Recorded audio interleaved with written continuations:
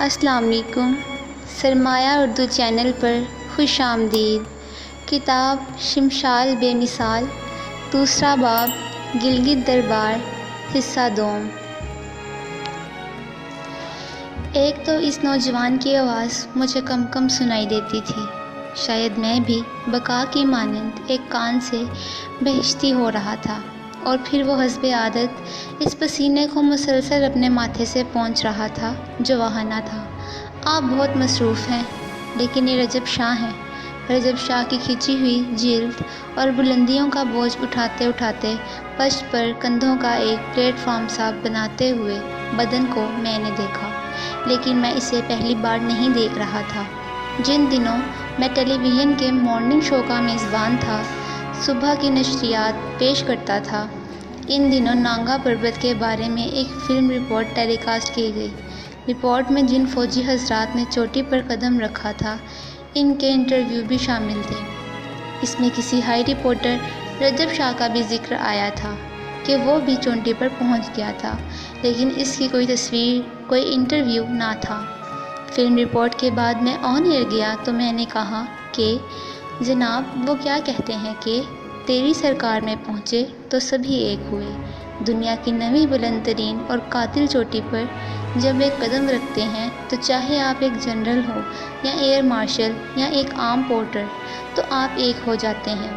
جانے کیوں اس رپورٹ میں جو ہم تک پہنچائی گئی ہے، ایک پورٹر کو انٹرویوز میں شامل نہیں کیا گیا۔ اس پورٹر رجب شاہ تک میرا پیغام پہنچ جائے تو وہ یہاں اسلام آباد آئے، وہ صبح کی نشریات میں میرا مہمان ہوگا۔ کسی نہ کسی طرح میرا یہ پیغام اسلام آباد سے گلگت پہنچا، اور پھر کوئی اسے شمشال تک لے گیا، اور پھر ایک صبح رجب شاہ میرے اسٹوڈیوز میں تھا، وہ آن ایئر تھا، تب میں نے اسے پہلی بار دیکھا تھا، اور اب کئی برسوں کے بعد میں اسے یہاں گلگت میں سرینا ہوٹل کے لان میں اپنے سامنے ایک نفیس سوٹ میں ملبوس دیکھ رہا تھا۔ رجب شاہ جو بلا شبہ پاکستان کا سب سے بڑا کوہ پیما تھا، جس نے پاکستان میں واقع 8000 میٹر سے زیادہ بلندی کی 5ویں چوٹی سر کی تھی، اور جو ایورسٹ ہے صرف چند سو میٹر کے فاصلے پر رہ گیا تھا۔ رجب، میں تو آپ کی وادی میں جانے کا ارادہ کر رہا تھا، آپ یہاں گلگت میں اتنے سمارٹ ہو کر گھوم رہے ہیں۔ آپ تو کانفرنس میں آئے ہیں صاحب۔ کانفرنس تو ایک بہانہ ہے شمشال جانے کا۔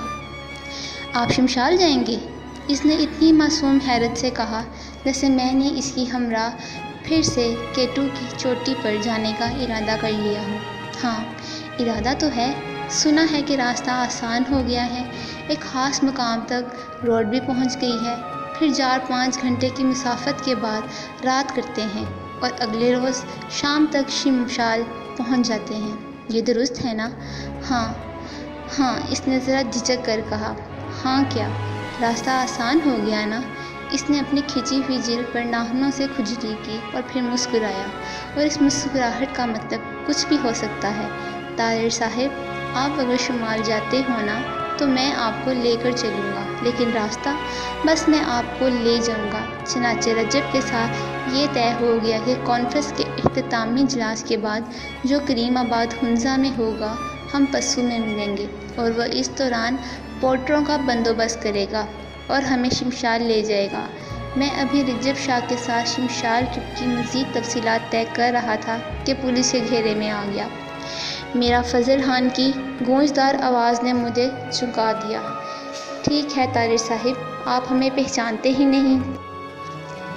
میں میر صاحب کو کیسے بھول سکتا تھا؟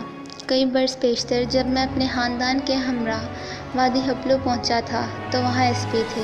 انہوں نے ریسٹ ہاؤس میں ہمارے لیے ایک شاندار ضیافت کا اہتمام کیا تھا، اور بالی ووڈ کی پرانی فلموں کے ہیرو رولف والنٹو کی طرح نیلے بلیزر اور سرخ سکارف میں سج کر آئے تھے اور مانگ نکال کر آئے تھے۔ ایک مختصر سی ملاقات پشاور کی رولر اکیڈمی میں ہوئی تھی۔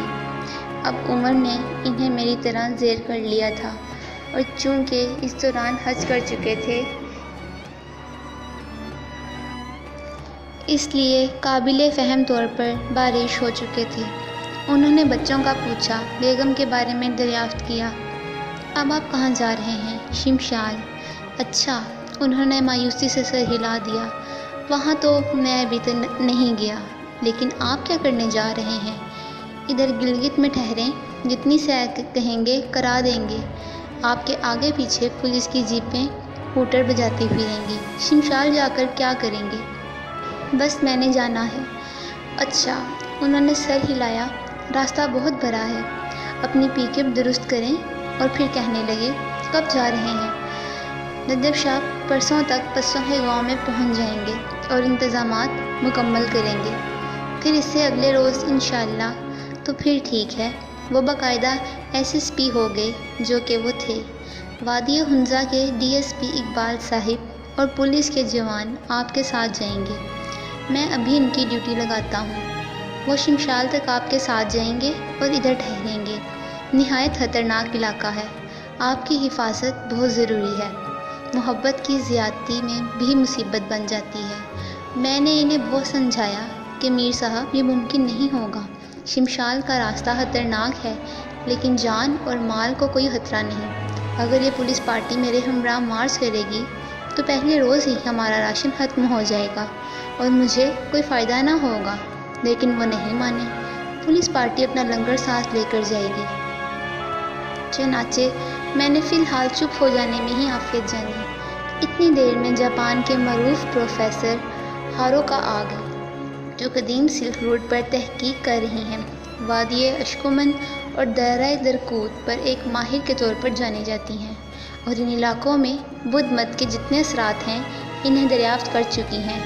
ان کے خاوند ایک طویل عرصے تک کابل میوزیم کے انچارج رہ چکے تھے، اور وہ اس بے مثل میوزیم کی خانہ جنگی کے دوران تباہی پر نوحہ کیوں نہ رہتی تھی۔ انہوں نے ایک نہایت حیرت انگیز قصہ بیان کیا۔ مجھے یہاں کے لوگوں نے آپ کی کتاب یوکسیرائے کے بارے میں بتایا ہے۔ میں بھی اس روٹ پر سفر کرنا چاہتی تھی اور کم از کم جھیل کرومبر تک پہنچنا چاہتی تھی۔ میرے ساتھ آصف ہیں، لیکن ہم وادی سختر آباد تک نہ پہنچ سکے کیونکہ بارش شروع ہو گئی اور پل ٹوٹ گئے۔ ہم پیاکن سے واپس آ گئے، جہاں آپ کا شکاری کنجا بائی رہتا تھا، اور جب ہم واپس وادی اشکومن میں آئے تو میرے سامنے ایک نہایت سجے ہوئے بدہشانی گھوڑے پر سوار ایک باریک شخص چلا آتا تھا۔ اس کا بدہشانی گھوڑا مجھے اتنا خوبصورت لگا کہ میں نے اسے روک کر کہا، میں اس گھوڑے کی تصویر اتارنا چاہتی ہوں۔ اس نے گھوڑا روک لیا اور کہنے لگا، تم میری تصویر بھی اتارو، کیونکہ میں بہت مشہور شخص ہوں۔ تمہیں پتہ ہے کہ تارڑ کے سفر نامے یوکسیرائے میں میرا ذکر ہے۔ میں اس کا ہیرو ہوں اور میرا نام نگیر خان ہے۔ نگیر خان؟ مجھے اس ہمدم دیرینہ کے نام سے ایک جھٹکا سا لگا، جو مجھے اپنی پشت پر اٹھا کر برگوت کی تینوں ندیوں کے پار لے گیا تھا۔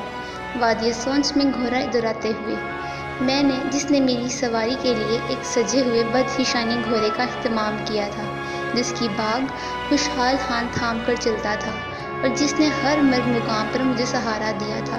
کیا واقعی؟ ہاں، اور مجھے بہت حیرت ہوئی کہ اتنی دور دراز وادیوں میں بھی بدہشانی گھوڑوں کے سوار آپ کو جانتے ہیں۔ کیا کر رہا ہے؟ اس کی دھاری ابھی تک نیمو ہوشی ہے۔ جب وہ جھیل کرومبر کی قربت میں دنیا کے بلند ترین پولو گراؤنڈ میں میرے لیے اپنی پولو سٹک گھماتا تھا اور گول کرتا تھا، اور شاید اس نے ابھی تک وہ بوٹ سنبھال کر رکھے ہوں جو میں نے درگوت کراسنگ کے بعد اتارے تھے اور اس کی خدمت میں پیش کر دیے تھے۔ چائے کے وقفے کے بعد کانفرنس کا سلسلہ جہاں سے ٹوٹا تھا وہاں سے پھر شروع ہو گیا۔ مصر کے سفیر نے ایک نہایت پرمغز اور شاعرانہ تقریر کی، اور میں نے سوچا کہ ہمارے کتنے بلکہ کون سا ایک پاکستانی سفیر ہوگا جو اس نوعیت کی تقریر کرنے پر قادر ہوگا، جو کیریئر ڈیولپمنٹ میں اپنی بھوں پھاں میں رہتے ہیں، جو سیاسی سفیر ہیں اور اپنی تعیناتی کے بعد دنیا کے نقشے کا بقول مطالعہ کرتے ہیں کہ یہ کم بخت ملک کہاں ہے جہاں ہماری تقرری کر دی گئی ہے، اور پھر وہاں پہنچ کر دیگر مشاغل میں مصروف ہو جاتے ہیں۔ لنچ بریک ہوئی تو ہم نے سرینا کے سبزہ میں ایک ایسا لنچ نکالا جس کا ذائقہ مدتوں بھلانوں سے نہیں بھولتا۔ سبزہ سے ذرا ہٹ کر نشیب میں مندوبین کے لیے شمال کے مختلف علاقوں کے حوالے سے اسٹال سجائے گئے تھے۔ یہاں اشرف امان کے برادر سے ملاقات ہوئی۔ جو خوبانیوں کے جیم اور چیری کے شربت سے جائے بیٹھے تھے۔ حیرت انگیز طور پر اشرف شمشابہ تھے اور باتونی بھی تھے۔ ایک سٹال اہل شمشال نے بھی سجا رکھا تھا جہاں مونک مظفر اپنی دور افتادہ وادی کے بارے میں معلومات مہیا کر رہے تھے اور فلمیں دکھا رہے تھے، اور میں نے ان فلموں کو بہت غور سے دیکھا، اور شمشال کو جانے والے جتنے بھی راستے تھے وہ ناقابل غور لگتے تھے اور بلندیوں پر معدوم ہوتے ہوئے لگتے تھے، اور انہیں دیکھ کر میں نے تو شمال کو ترک کرنے کے بارے میں سوچا تھا۔ لیکن سب لوگ کہہ رہے تھے کہ یہ فلمیں پرانی ہیں، اب تو شمشال کا سفر آسان ہو چکا ہے، گھبرانے کی ضرورت نہیں۔ یہ تو بہت بعد میں کھلا کہ شمشال تک کا سفر صرف شمشالیوں کے لیے نسبت آسان ہوا ہے۔ ہم لاہوریوں کے لیے وہ اب بھی مرگ مسافت ہے، لیکن تب تک میں شمال کے جال میں آ چکا تھا۔ یہ سب کچھ آج صبح ہوا تھا۔ یہ کانفرنس کی گہما گہمی دوستوں سے ملاقاتیں اس دن کا قصہ تھیں جو گزر چکا تھا، اور اب شام ہو چکی تھی۔ روپل ہوٹل کے کمرے میں ایک ایسی شام ہو چکی تھی جس میں ڈھول بجتے تھے، بانسری کی دھنیں مست ہوتی تھیں، اور اس کمرے میں تل دھرنے کو جگہ نہ تھی۔ اگر ہوتی تو ہم کس دل کو وہاں کیوں دھرتے، کسی دوست کو کیوں نہ دھرتے۔ تب دروازے پر ایک اور دستک ہوئی۔ میں نے سوچا کوئی اور پارٹی ہے۔ دروازہ کھولا تو کوریڈور میں ایک اکڑے ہوئے کلف لگے پارٹی ڈریس میں سرما زدہ آنکھوں اور ایک بل کھاتے ہونٹ کے ساتھ کشور ناہید کھڑی تھیں، اور اس کے عقب میں جیسے اس کی پناہ میں اقصی مفتی کی کھچڑی اور ثقافت شناس مسکراہٹ تھی۔ یہ تم نے کیا مجمع لگا رکھا ہے؟ گاڈ فادر بنے ہوئے ہو شمال کے، چاہتے ہو جلسہ کرنے لگتے ہو۔ یہ کون لوگ ہیں؟ اندر آ جائیں۔ اندر کون کون ہے؟ ایک ڈھول والا، ایک بانسری نواز ہے، اور عراق انفال کے سوا ہر قسم کا عرق ہے۔ اندر آ جائیں۔ کہاں آ جائیں؟ تم فوراً باہر آ جاؤ، چیف سیکرٹری کے ڈنر پر جانا ہے۔ مہمان ہیں، صرف میری خاطر آئے ہیں۔ میں کیسے جا سکتا ہوں؟ انہیں رخصت کرو بھائی، چیف سیکرٹری کا ڈنر ہے۔ ادب آداب میں کوئی چیز ہوتی ہے، اور تم یکسراً ان سے آری ہو۔ رخصت کرو ان کو۔ کشور کا یہ حادثہ ہے کہ ہر مقام پر، ہر جگہ پر، ہر کسی بھی ٹاکس پر، خاص طور پر دوستوں پر دھونس جماتی ہیں۔ وہ یہ دھونس قبول کریں یا نہ کریں، وہ جماتی ہیں۔ کیوں؟ کیونکہ وہ کشور ہیں۔ وہ ہر مقام پر بتاتی ہیں کہ میں کشور ہوں، لوگ جانیں یا نہ جانیں، لیکن وہ بتاتی ہیں کہ میں کشور ہوں۔ میں اپنے دوستوں کو چھوڑ کر نہیں جا سکتا۔ کشور نے اپنی سرما زدہ آنکھوں کا بھرپور استعمال کرتے ہوئے مجھے بری طرح گھورا، کیونکہ وہ مجھ سے 3-4 ماہ چھوٹی ہیں بقول اس کے، اس لیے میں نے ایک چھوٹی کے طور پر ٹریٹ کیا، اور وہ ناراض ہو کر پاؤں پٹکتی چلی گئی۔ کل دوپہر اقصی مفتی مجھے اور کشور کو ایک ایسے ٹورسٹ ہوٹل میں لے کر گیا تھا جس کا ڈاک ذکر بقول اس کی دنیا کی ہر سیاحتی کتاب میں ملتا ہے۔ ایک عام سا گلگتی گھر، پھاٹک بند اور باہر ایک وارننگ، اگر آپ یہاں رہائش پذیر نہیں ہیں تو اندر آنا منع ہے۔ اگر اندر آنا چاہیں تو گھنٹی بجائیں۔ اندر بھی ایک معمولی سی رہائش گاہ جس کے بے ترتیب لان میں ایک گیراج نما ڈھانچے کے سائے میں لمبی میزیں اور لکڑی کے بینچ تھے، جن پر چینی، جاپانی، امریکی، انگریز سر جھکائے یا تو گائیڈ بکس اور ناولوں کے مطالعے کر رہے تھے یا کچھ کھا پی رہے تھے، لیکن بے حد خاموشی سے، جزیروں کی طرح الگ تھلگ۔ خوراک جو اقصی نے آرڈر کی فرائی شدہ سبزیوں، چکن اور سوپ پر مشتمل تھی، اگرچہ کسی خاص قومیت کی نہ تھی لیکن انتہائی پرذائقہ تھی۔ اس ٹورسٹ ہوٹل کا مالک ایک گلگتی تھا، اور اس کی خواہش تھی کہ اس کا یا اس کے ہوٹل کا نام کسی کتاب وغیرہ میں نہ دیا جائے، ورنہ لوگ زیادہ آ جائیں گے، اور اس کے پاس گنجائش کم تھی۔ بقول اس کے، وہ اس بات پر ایمان رکھتا تھا کہ اگر ایک غیر ملکی سیاح اس کے علاقے میں پہنچ جاتا ہے تو گویا اس پر احسان کرتا ہے، اور اس احسان کا بدلہ اس طرح چکایا جا سکتا ہے کہ اسے اچھی خوراک اور ارزاں رہائش دی جائے، اور رخصتی پر چومورو چائے پلائی جائے۔ البتہ بعد میں کسی نے گلہ کیا کہ گنجائش کے باوجود وہ پاکستانی سیاحوں کو جگہ دینے سے اجتناب کرتا ہے۔ کن وجوہات کی بنا پر، یہ میں نہیں جانتا۔ ہو سکتا ہے کہ اس کی وجوہات میں وزن ہو سکتا ہے نہ ہو، کم از کم وہ ہمارے ساتھ نہایت محبت سے پیش آیا۔ اور اس شاندار لنچ کو ہمارے لاکھ اصرار کرنے کے باوجود اپنے کھاتے میں ڈال لیا۔ لنچ کے بعد ہم کارگاہ کا مہاتما بدھ دیکھنے کے لیے گئے۔ وہ ابھی تک وہیں تھا، ایک بلند چٹان میں تراشا ہوا۔ اس کے بھکشور رخصت ہو چکے تھے اور وہ ابھی تک وہیں تھا۔ پچھلے 2500 برس سے اس خطے میں مذاہب کی تبدیلی کا گواہ تھا۔ کیا ایک اور تبدیلی بھی ممکن ہے؟ کون جانے، لیکن وہ جانتا تھا، اسی لیے تو ابھی تک وہیں تھا۔ کشور جا چکی تھی اور روپل ہوٹل کے مختصر کمرے میں محفل شمع جا رہی تھی اور ڈھول بج رہے تھے۔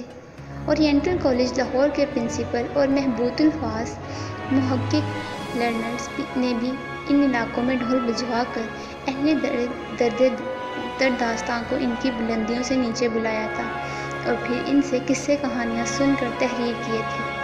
میں بھی اصل شمال کی قصے کہانیاں سن رہا تھا اور میں نے انہی کو بیان کر کے سفر نامے لکھنے تھے۔ افسانہ نگار سید شیخ خالد حیرانی میں تھے۔ سید شیخ پلنگ کے ساتھ ٹیک لگائے کبھی اپنی اینک درست کرتے۔ وہ کوشش کر رہے تھے کہ ان کے سگریٹ کی راکھ جھڑنے نہ پائے۔ شاید قالین کا خیال تھا یا کوئی اور خیال تھا۔ نہایت بھولے شخص تھے اور نہ ان کا تکیہ کلام تھا۔ طارر صاحب نہ میں نہ جہاز پر بیٹھا نہ تو بہت ڈرایا نہ کہ نہ کہیں ناگا پربت سے ٹکرا نہ جائے نہ سوٹا لگائے نہ۔ موسیقار شیناز زبان میں کوئی لوک گیت الاپ رہے تھے جو شاید کسی حسینہ کے حسن کی توصیف میں تھا۔ پھر کسی نے ترجمہ کیا تو معلوم ہوا کہ نہیں، کسی مار ہول کے سینگوں کی تعریف ہو رہی ہے۔ ڈھول کی تاپ میں ایک گونج سی پیدا ہوئی اور پورا کمرہ دھک دھک دھمکنے لگا۔ ایک دو حضرات نے کچھ نعرے سے بلند کیے اور اٹھ کر رقص کرنے لگے۔ فیری میڈو کی رحمت نبی نے جو چلاسی رقص پیش کیا، اس میں ایک بہت الگ اور جدا سی ردھم تھی، جیسے وہ درد داستاں کے قدیم زمانوں سے سفر کرتی ہوئی ہمارے کمرے میں آ گئی ہو۔ ایک بھرپور مردانگی والا رقص جس میں ایک کتھا کلی کے رقاص ایسی پرفیکشن تھی، میں اہل دیا میر کو روکھے سوکھے اور فن کی نزاکتوں سے دور سمجھتا تھا، لیکن وہ تو چھپے رستم نکلے۔ رحمت نبی کے رقص نے ہمیں مبہوت کر دیا۔ اکرام بیگ نے بھی حنزہ کا ایک قدیم اور روایتی رقص پیش کیا اور خوب داد وصول کی۔ اس دوران ان دونوں پر نوٹ نچھاور کیے گئے اور شمال میں داد دینے کا طریقہ یہ ہے کہ اگر آپ ایک نوٹ لہراتے ہوئے انہیں اور اپنے دوست رقاص کے گرد ایک گھومن گھیری سکھائیں اور پھر اس کی ٹوپی پر نوٹ اڑ دیں، نچھاور کیے گئے نوٹ موسیقاروں کی خدمت میں پیش کر دیے گئے۔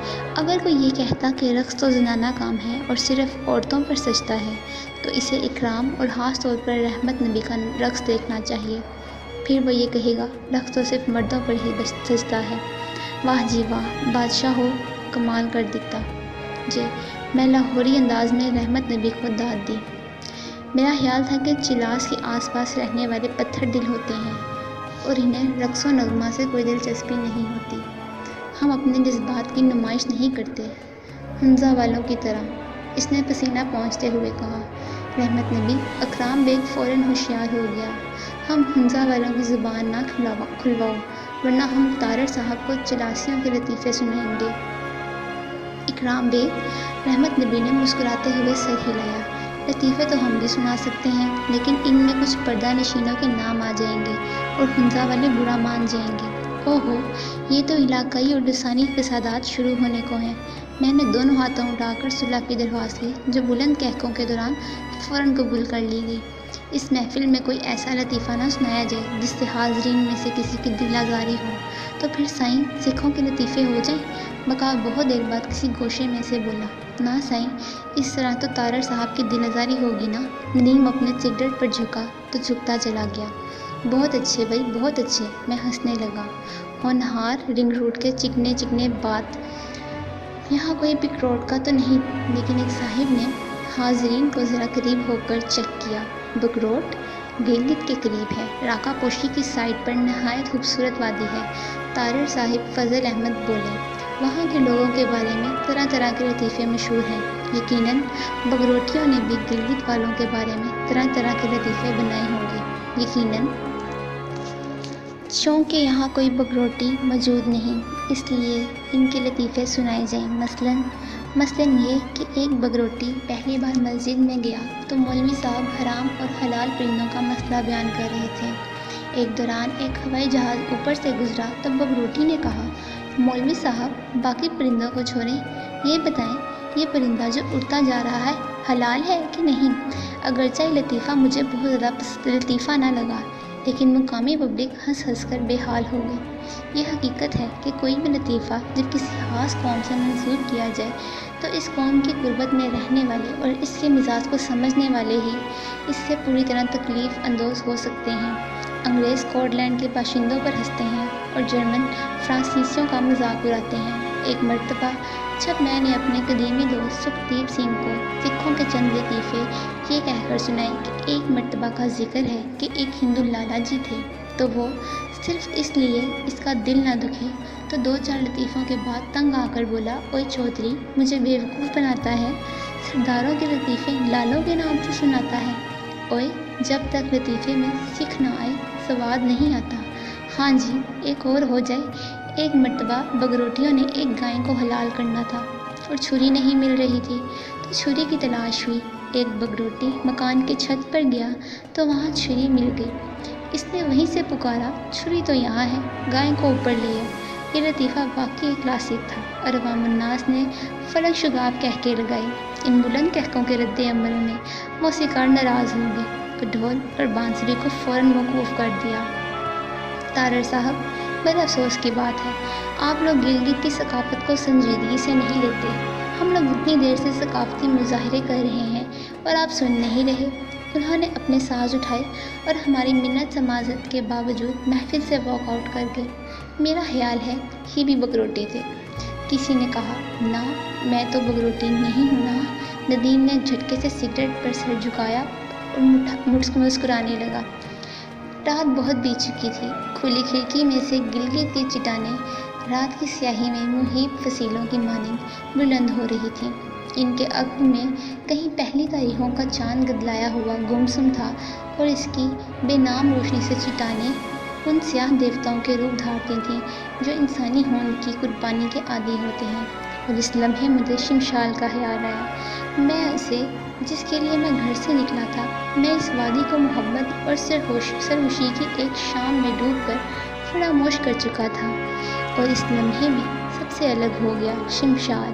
کسی افغان کاروان سرائے کی کچی گنبد دار کوٹھی کی تاریکی میں یکدم جل اٹھنے والا ایک دیا تھا، اور اس نے میرے بدن کی کیچی مٹھی کو کوٹھی کی روشن کر دیا تھا۔ لوگ کہتے ہیں کہ اس وادی کا راستہ جتنا جان لیوا ہے، اس کی خوبصورتی اس پیمانے کی نہیں۔ اٹس ناٹ ورتھ اٹ، کسی نے کمنٹ کیا تھا۔ تو پھر میں وہاں کیوں پہنچنا چاہتا تھا؟ یہیں گلگت میں دوستوں کے درمیان کیوں نہ رہوں، جہاں ہر شب برات ہے؟